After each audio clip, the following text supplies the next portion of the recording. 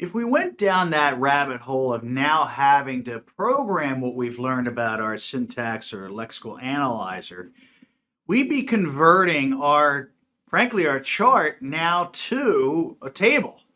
And we know how to, as programmers, we know how to basically create arrays or 2D arrays or 2D lists, whatever you want to call it.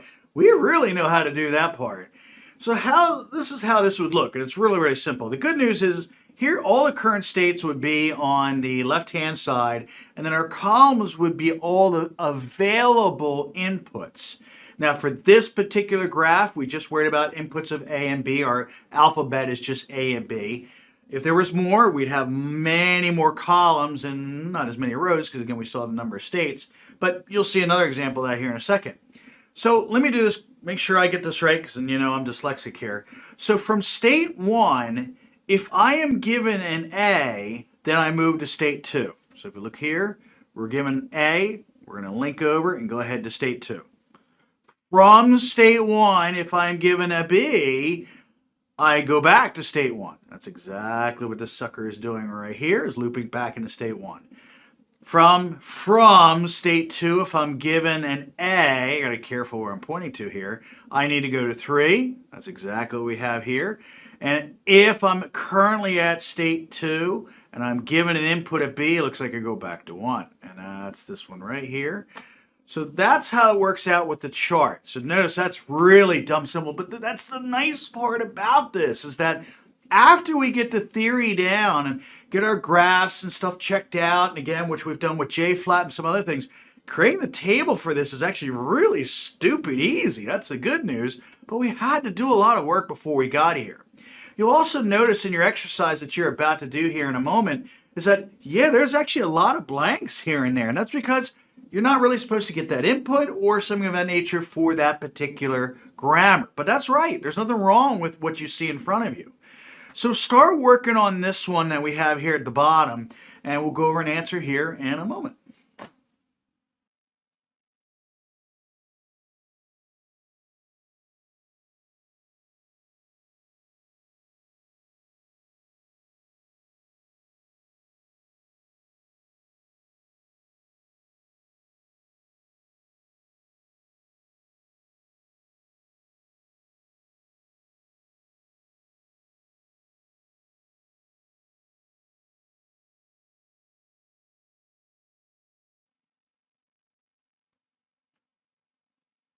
Here's our solution for converting our graph, or I shouldn't even say it that way, our table to a graph.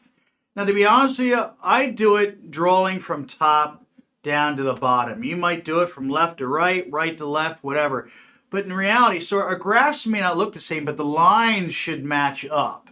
So that's the thing. When I have to grade this or something like that, I have to be really, really careful because, there's going to be, your graph's going to look probably different, but the overall setup should be the same. The other part is I want to mention, notice I say about the squiggly braces, meaning that except state. I've seen some examples online where they only put the except state demarcations basically on the input states here, and then they don't here in the graph. On this one that I happened to find, it did put the squiggly braces inside of here for those that ended up in a except state, but just a heads up with that. So let's do this. I'm going to start right from the top. S0, when given an A, gives me 2 different states to go to. So that's what also, by the way, makes this a finite automata and not a deterministic, because frankly, well, we got a problem. We don't know which way it's going to go. We'll have to do some more work on it later. So here you have 2 A's that are going to be broken up into state 1 and to state 3 right off the bat. So notice, right off the bat, I already have a couple of states that are now I can branch off from after that. But I'm only right now going to do the next row, which is state 1.